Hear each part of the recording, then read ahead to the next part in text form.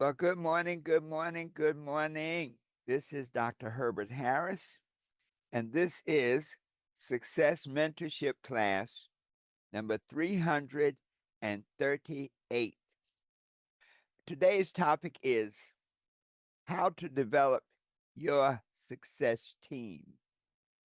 And I wanted to pick that topic because as we are progressing to the last portion of this year, I want to give us tips and assistance on things that can help us do better, be better, and give us a much greater possibility of achieving the results that we want for this year. All of us have goals for this year, things we'd like to do, be, and have. And the purpose of these talks, this whole series, is how to make you better, how to make us better in doing what must be done to accomplish the things we desire. Of course, I invite our visitors and all of us to visit our website, herbertharris.com, www.herbertharris.com. And there are all kinds of goodies there, the success toolbox and other ideas, other things that can help you be, do, and have anything you desire. I love to open with a quote. And when we talk about how to develop your success team, one of the most powerful quotes, Helen Keller. Helen Keller was a lady who was blind but had such an impact on the world. She was a teacher, she was a speaker, and she really gave the world an opportunity to see how high a person could go, how powerful, how impactful a person could go, even though they could not see. You know, one of the things she said that not having sight was problematic, was interesting, but having sight with no vision was terrible. Her quote was this: alone, we can do so little.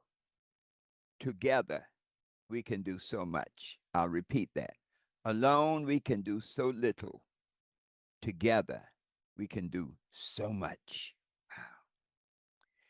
And so when we look at this thought, I guess the question that arises before we talk about how to build a team is the question of why to build a team. Why do we need to surround ourselves with people who are on one accord with us, who are helping us, who are becoming a part of whatever our vision is and getting it done? And really and truly, we have to build a team because there's a certain level of power that you cannot access by yourself. Now, that's a powerful thought. In other words, there's a beautiful a quote from a lady. He said, no one can whistle a symphony. It takes a whole orchestra to play it.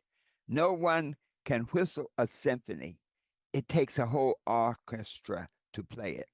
And so what this is saying is that there are certain powers, there are certain power relationship that you cannot access by yourself. I'll give some scripture, and this is not about religion, it's about spiritual principle. I look at the Bible and all of the holy books as sources of spiritual principle.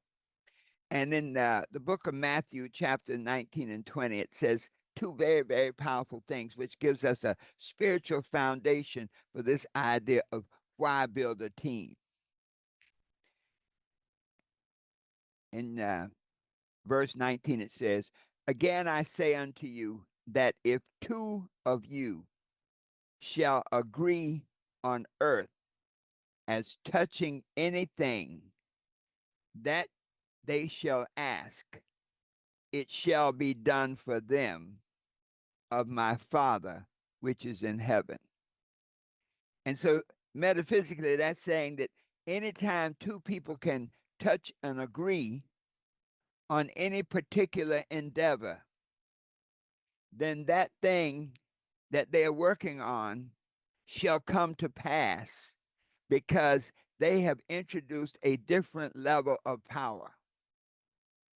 a power that comes from the creator, power that comes from the infinity of all that is.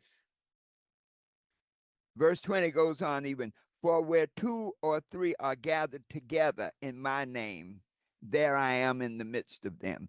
And that I am, every time you have that I am, that am I, that I am principle, it's really about the making power. And so the reason we have to build teams, the reason we have to come together is there is a greater power when we operate together on one accord. It's a harmonic vibration. You know, so much we can learn so much from the idea of the orchestra and the symphony.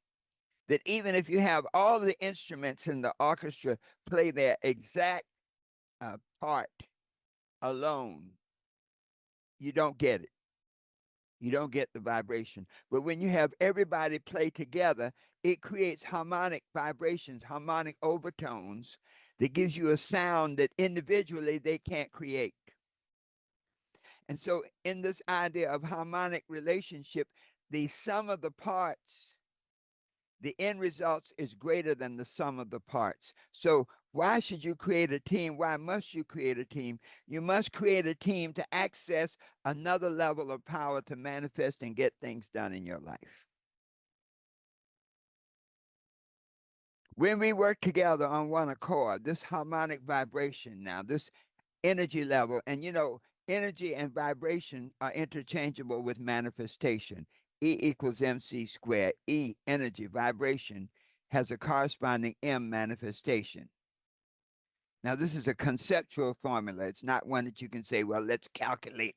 No, it just says that whatever you want with a level of desire, whatever you project in a thought, that there's a corresponding vibration. And based on the intensity of that thought, there will be a manifestation. But when you have two or more people gathered on one accord, on one thought, it creates a harmonic vibration where 1 + 1 + 1 is more than 3. Even when we look at the boat that is our lives, when we think about that, the boat that is our lives, we exist on the river of time, and the boat that is our lives consists of a rudder, which is our value system, consists of an engine, which is our level of desire, the thing that keeps us going, consists of sails, because the winds of time, the winds of the world blow on all boats.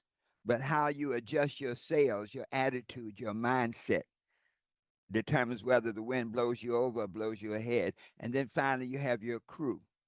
And it's so very easy. You know, we were watching the Olympics, and the guys, the rowing crew, was it the fellows who row together, the rowing team, they won a medal. And they could only win a medal. They could only win because they were rowing together on one accord with a certain rhythm. If they were rowing in opposite directions, the boat would just go around in circles.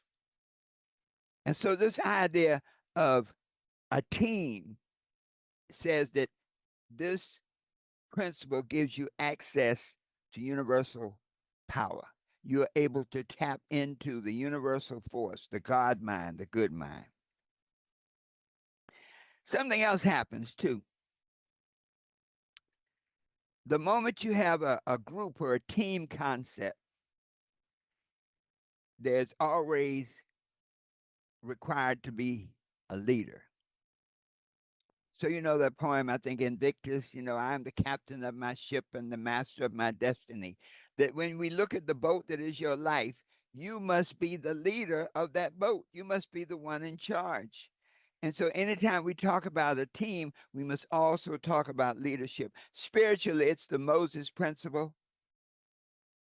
When we talk about that, and you know the story of Moses and uh, coming to bringing the Israelis out of the land of Egypt. But there's a principle, and it says that anytime there's a change in any significant way, a leader is necessary. Right now, we're on the what is this? August 17th. So we'll be celebrating the 61st anniversary of the March on Washington. But when you think of the March on Washington, would it have happened without Dr. King? Hmm? And so a leader was needed to bring about any change in your life. You have to take personal leadership, personal responsibility to bring about any changes in your life. And to be most effective, you need a team to do it. I mean, in all levels, you look at Apple. If there were no Steve Jobs, do you think there would be an Apple? You know, that leader is always that person who is identified as the prime mover, the one who makes it happen. There were many other leaders with Dr. King, but Dr. King is the one who was the one that pulled it together. When you look at Apple, Jeff Bezos, there were Steve Wozniak. He had a whole garage full of people, but they were all working on one accord, and that gave him greater power to do the great things and build the largest corporation that's ever been. Even Amazon, Jeff Bezos. When you look at Amazon, if you ever meet Jeff Bezos, not really a physically impressive person, but he had a vision, and that vision manifested one of the biggest sales organizations on the planet. So, this idea of leadership is critical. Whatever you want to do, there must be a leader, and it must be you.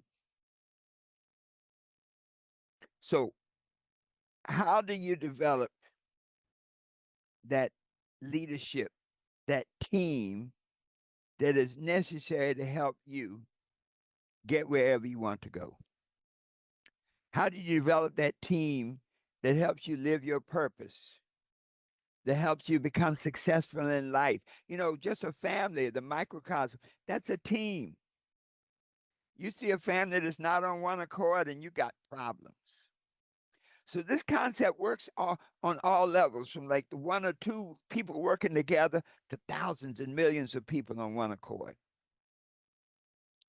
So how do you develop a team? What are the steps to develop a team? Now, when I was laying this out, there's so many other variables, but I wanted to just give you some very, very fundamental principles that can help you put your team in place to accomplish the things you desire. Number one, be the leader of you. You know, those harmonic relationships are important.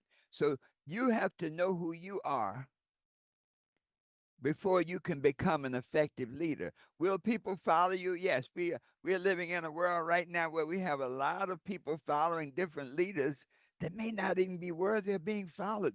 People are following leaders who don't even mean them any good. So this idea of be the leader of you is critical. You must develop yourself to be able to help others get where they need to go. You have to know where you're going. You must have the vision. You must have the objectives. You know, when we look at that scriptural principle, and it says, where there is no vision, watch this, the people perish. Isn't that interesting? Not you perish, but where there is no vision, the people perish. So that first step of leadership, you have to have the vision. You have to understand the objectives. Not only that, you must know the path. One of the powers of being spiritually connected, when we look at the Moses principle, when Moses was on Mount Horeb and the burning bush, God was speaking to him through the burning bush, the bush that was not consumed. He gave Moses a commission to go do certain things, to go free his people. And so, as a leader, you must know the path. And many times you only know it because of that spiritual connection with your source. You know, Moses was living a very comfortable life, and something drove him up there on the mountain. You know, he had just backstory. He had killed one of the overseers and had to escape from Egypt. He'd been a very powerful person in Egypt, and then he had to escape, and he went to a new land, and he was living a quite comfortable life, but something drove him. So inside, there's something in you that drives you towards your vision, towards your mission. So you have to know the path, and you have to know what it takes to get there. You also have to know your skills and your weaknesses. And so to be an effective leader, step one is an inside job. You must do the things to you, for you, in your own development, and connect in with the infinite source so that you will have the power now to be an effective leader, to help other people do what they need to do to get where you want to go. Step two, choose the right people. That once you really understood the journey and what it takes and what your shortcomings are, then you want to choose people who are congruent with what you're doing. You want to choose people who complement your skills. So maybe you're a big picture person. You may need somebody who's a detailed person. Very often a big picture person can see that big vision, but they can't break it down into those step by steps that people need to be able to follow along. So choose people who have complementary skills.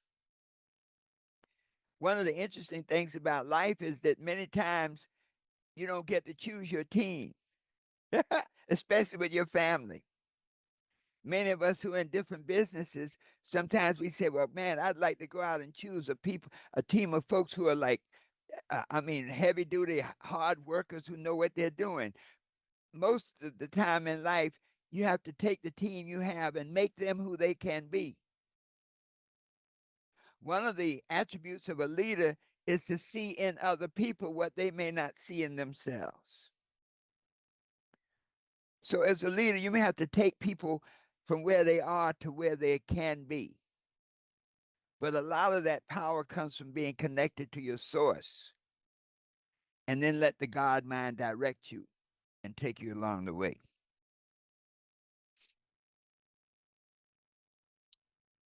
Number three, you got to be on the same page. To have an effective team, the leader and all of the participants must be on the same page. So that means you really have to look for an alignment of values and alignment of vision. That there must be a common purpose, a common vision. When you're in business, when you're putting together a team, watching the Olympics was so beautiful because you could see the different teams, how important it was for each person to do their role. I was watching the basketball game when America, man, I tell you, they came close to losing. And that's a scary thought, that America could lose. And man, we had the best basketball players in the world, but they came close to losing. But what did they do? They pulled together as a team. And so that being on one accord, one of the key things to recognize in this idea of being on the same page is that everybody is not right for your team. And not only that, everybody is not right for your team for the entire journey. There's some people who can get you from point A to point B. When you climb a mountain, when you go to climb Mount Everest, it's always a team effort. When you start out, generally the guys who climb the mountain, they start out with a group of about 40 or 50 people. And as they climb the mountain, they get to what they call base camps. And these are certain levels, certain altitudes where certain people in the group say, well, this is as far as I can go. And then the group of 40 breaks down to a group of 20, and they go to another altitude. They go a little higher. They establish another base camp, and then there's a group say, well, we don't go any higher than this. And so in building a group, building a team, to realize that everybody may not be there for the entire journey, but to understand that you can still help them grow, because when you help them fulfill their purpose, Dr. King said, if you're going to be a street sweeper, be the best street sweeper in the world. So that when people walk down that street, they say, well, this street was swept by Herbert Harris. This street is so clean, you can eat off of it. Set goals and roles. You see, when you see this alignment of values and vision, then it's easier to set goals and roles so that everybody knows what to do. Step number 4, operate from a space of trust and responsibility. See, trust is the foundation of every team. In families, if there's no trust in the families, you've seen what happens. I was watching one of the was it judge one of those judge programs, and the lady's daughter had stolen from her boyfriend, and the lady said to her boyfriend, she said, "Well, my daughter's a thief. That's what she does." And I know that many of us have family members that their behaviors, their mindset, their actions are not congruent with your values, with your sense of trust and reliability. And so to understand that, so that recognize that you need people who are reliable, who are dependable, and who have integrity. So as a leader in building a team, it's important that you understand people and are able to figure them out and see where they fit in the team. There's some people that their only job is to set up the room. As a speaker and as a co-minister, there's certain people, their job is to set up the room, and that's their beauty. They love it. And so to understand that everybody has their role, and as a leader to understand their role so that you can now set goals and roles for them that offer them the ability to complete themselves. Step number 5, to be a good leader, to develop a good team. Don't be a know-it-all. Whew, that's probably one of the hardest ones, because many times the people who lead are people who just wanted to be the leader. See, really, the best leaders are servant leaders who are leading not because their ego tells them they want to be on top, but who are leading because their mission tells them that this is what they must do. That Moses principle, when you get a chance to read that section, because in that Moses principle, Moses was happy after he escaped from Egypt. He was cool. He had a family and everything was going good. But there was something inside that said there's a mission that you have to accomplish. And so once you understand, be mission driven and service driven, so you have to change ego to we go. Whenever you have leaders who are ego driven, the results will never be good for all people. So change ego to we go. And when I say don't be a know-it-all, to seek mentors, get advice from other people who've been there. There's some leaders that want to hold all the information, like, so I'm the only one who knows what's going on. I'm the only one who knows where we're going. No. You want to be open. You want to seek mentors, seek advice from somebody who's been there, because that then can cut down your learning curve, can keep you from falling in the ditch. You want to encourage a culture of communication. That means you got to learn to listen. See, that culture of communication is powerful because you move from cooperation to collaboration. And that then is acknowledging the other person's value, acknowledging their ability to think, their ability to deliver. That gives you the ability to take advantage of all the creativity of the people who are there. Step 6, set the pace. Lee Iacocca said something very powerfully. He basically said, listen, if the company ain't working, it's the leader that's not working. It was a beautiful quote. He said this. Lee Iacocca said, I have always found that the speed of the boss is the speed of the team. In network marketing and in sports and other areas, we call it the speed of the leader is the speed of the team. So as a leader, you must set the pace. You must set proper expectations so that each person can fulfill that purpose that they're there for. You must be able to assess, to evaluate, and then to address what must be done. You see, the leadership role is a profound one, and It requires skills that you can only get by accessing infinite intelligence. And the moment you can put that group together on one accord, that gives you as a leader access to the infinite intelligence you need to be wise and guide, be accountable. You see, when you're accountable, that lets your team know that you're in it with them. In the military, there were two kinds of leaders. There was a leader who pointed to the hill and said, "You guys go take that hill." And then there were leaders who said, "Follow me. Let's take that hill together." And finally, number 7, be lavish in praise and recognition. Praise raises people up. When you show appreciation for what other people do, it gives them a feeling inside that's warm and fuzzy. It gives them an inspiration to want to do more. When you have a good leader, when you have a good leader, then you have people who will lay down their life for the mission. And it's because they feel that the leader will lay down his or her life for them too. Celebrate success.